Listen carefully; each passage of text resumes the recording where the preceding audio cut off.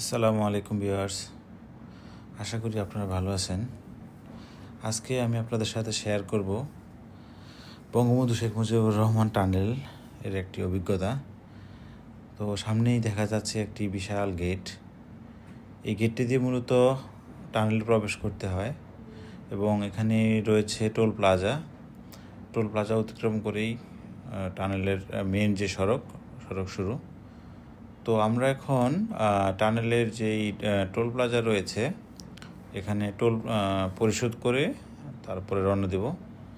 যানবাহনের আকার ভেদে ট্রাক, বাস, প্রাইভেট কার একটা যানবাহনের ক্যাটাগরি অনুযায়ী হচ্ছে টোল প্রদান করতে হয়। আমাদের টোল স্বাভাবিকভাবেই যেহেতু মাইক্রোবাস সেহেতু সেখানে 200 টাকা টোল প্রদান করা লাগতেছে।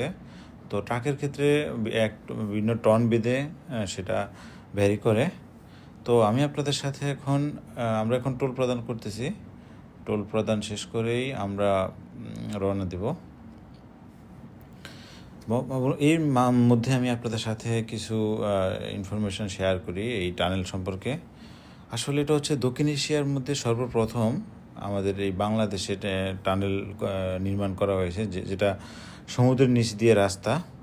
তো এটা ওপেন করা হয়েছে মূলত অক্টোবর মাসে 24 অক্টোবর 2023 সালে। 2023 সাল থেকে এখন পর্যন্ত সেটা চলমান রয়েছে। আমরা এখন টোল পার হয়ে মেন সড়ক বা মেন ব্রিজে উঠে গেলাম। ব্রিজটা পার হওয়ার কিছুক্ষণ পরেই আমরা মেন যেই টানেলের প্রবেশ করব।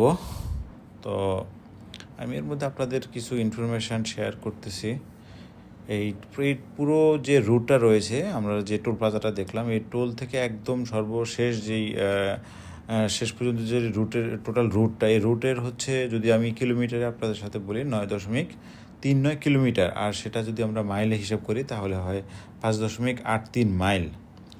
আর শুধুমাত্র টানেল যেটা টানেল রয়েছে, যেটা কর্ণফুলী নদীর ভিতরে যেই টানেলটা করা হয়েছে, যদি সেই টানেলটার কথা বলি সেটা হচ্ছে 3.32 কিলোমিটার, আর মাইল হচ্ছে 2.06 মাইল। তো আর এই টোটাল যে টানেলের প্রজেক্টটা করতে খরচ হয়েছে 1.1 বিলিয়ন মার্কিন ডলার। তো বুঝতেই পাচ্ছেন এখানে বিশাল ইনভেস্টমেন্ট রয়েছে, যার কারণে আমাদের দেশের অর্থনীতিতে অনেক বড় ভূমিকা রাখবে আশা করি আমরা। এই যে প্রবেশদ্বার রয়েছে, সুন্দর ইয়েলো কালারের আপনারা গেট দেখতে পাচ্ছেন। এই গেটটা পার হওয়ার পরেই সামনে রয়েছে একটা সাইনবোর্ড, যেখানে লেখা রয়েছে বঙ্গবন্ধু শেখ মুজিবুর রহমান টানেল। যদিও বর্তমানে টানেলটির নাম পরিবর্তন করে ফেব্রুয়ারি 2025 রাখা হয়েছে কর্ণফুলী টানেল। আমরা এখন টানেলের ভিতরে প্রবেশ করছি। দেখেন কত সুন্দর, গোছানো, পরিষ্কার টানেলটি। পর্যাপ্ত আলো ব্যবস্থা রয়েছে, যেহেতু নদী তলদেশে রাস্তা সেহেতু পর্যাপ্ত আলোর খুবই দরকার। এখানে অনেক পর্যাপ্ত আলোর ব্যবস্থা রয়েছে, অনেক লাইট দেওয়া হয়েছে যেন গাড়িগুলো নির্বিঘ্নে অনেক সুন্দর করে চলাচল করতে পারে। একই সাথে প্রায় 2টো গাড়ি একসাথে চলাচল করার জন্য পর্যাপ্ত চওড়া করা হয়েছে রাস্তাটি।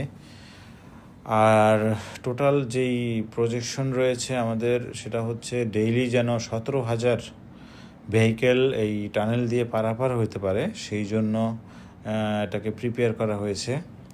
এই টানেলটি আমাদের অর্থনীতিতে খুবই গুরুত্বপূর্ণ ভূমিকা পালন করবে, যেহেতু কক্সবাজার, আনোয়ারা থেকে কয়েকটি জেলার সাথে চট্টগ্রাম শহরের সরাসরি সংযোগের জন্য নদীপথ বলতে কর্ণফুলী যেন নদীটাকে ইউজ না করতে হয়, টানেলের মাধ্যমে যেন সহজেই সরাসরি পণ্যগুলা এবং মানুষ সহজেই যাতায়াত করতে পারে, সেই জন্যই টানেলটি নির্মাণ করা হয়েছে।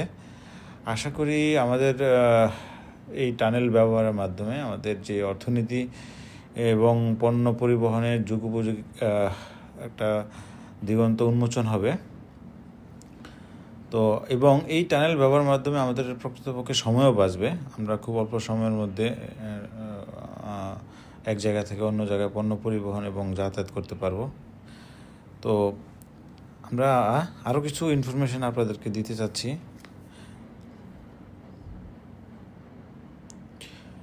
আমাদের যে আনোয়ারা রয়েছে দক্ষিণ পাড়ে, এবং চিটাগাং ইউরিয়া ফার্টিলাইজার রয়েছে, কর্ণফুলী ফার্টিলাইজার কোম্পানি রয়েছে, এবং বিভিন্ন ধরনের কারখানা রয়েছে নদীর অপর প্রান্তে। তাছাড়াও আমাদের যেই কর্ণফুলী টানেলের যেই দূরত্বটা রয়েছে, এই দূরত্ব আমাদের অনেক সময় বাঁচিয়ে দিবে। মূলত